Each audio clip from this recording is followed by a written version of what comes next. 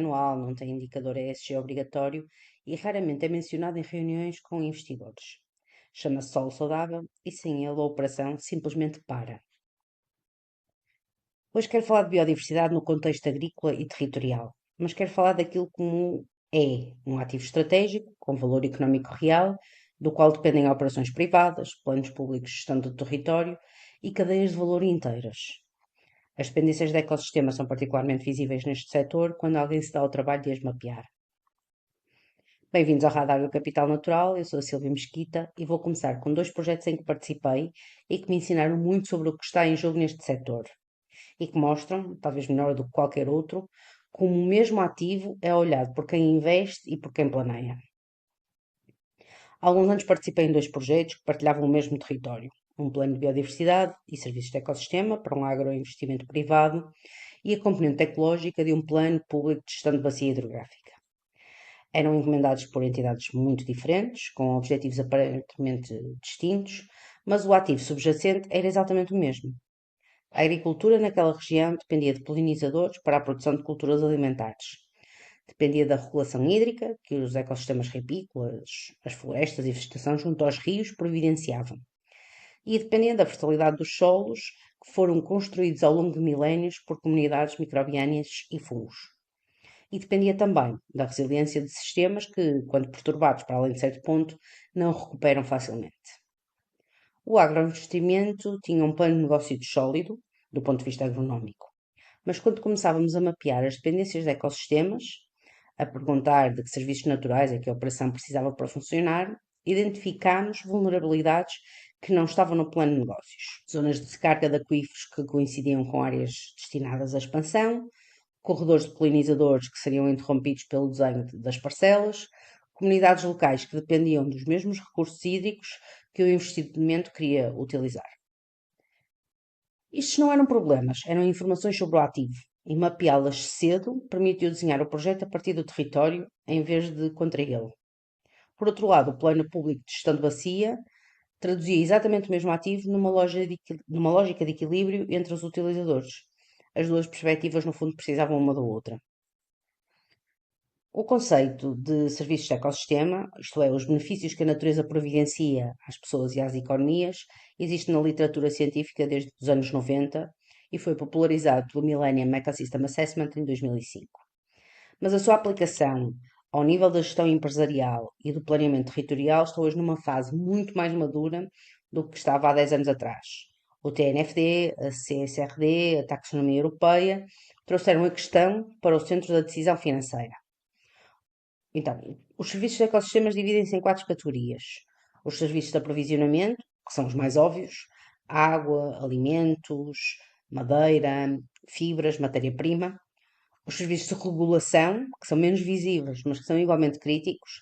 A regulação do clima, o controle de cheias, a purificação de água, o controle de pragas, polinização.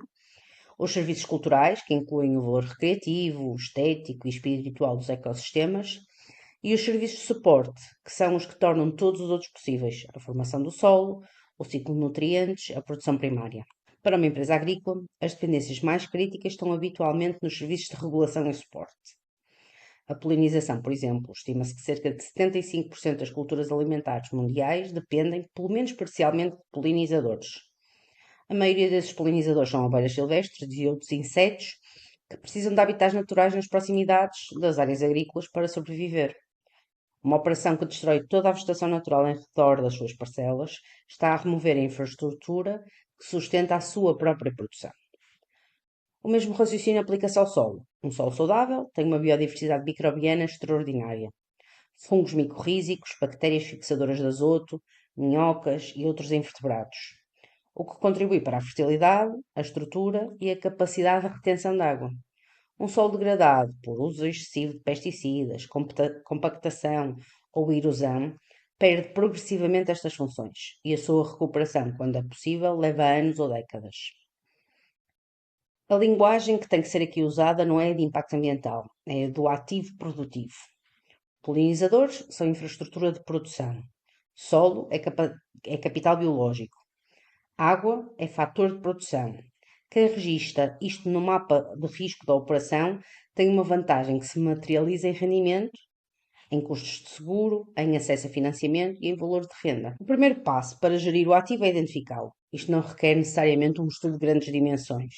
Requer fazer as perguntas certas, de onde vem a água que a operação usa, polinizadores que precisamos e onde vivem, que habitats naturais existem no território onde operamos e que funções desempenham. Que comunidades locais dependem também desses mesmos recursos.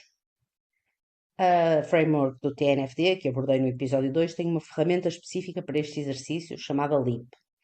Começa precisamente por identificar as interfaces entre o negócio e a natureza. Para empresas agrícolas, esta localização é muitas vezes mais concreta e imediata do que para as empresas industriais, por exemplo. A terra é um negócio.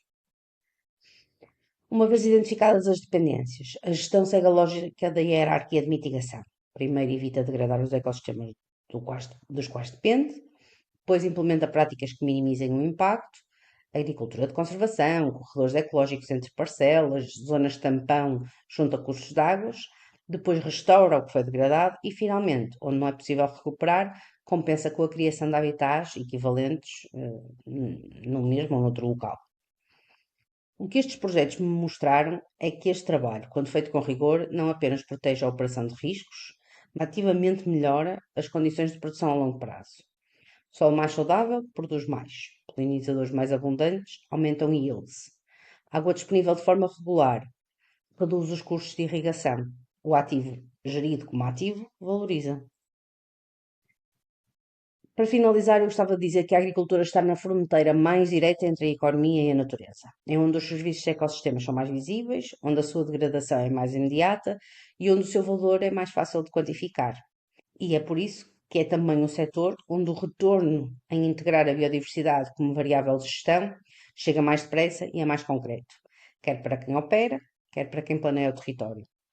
No próximo episódio vou falar de algo mais técnico e muito mais prático. Como ler criticamente um estudo de impacto ambiental e perceber a diferença entre um instrumento que protege o investimento e um documento que apenas cumpre a forma. Obrigada por ouvir, até à próxima semana.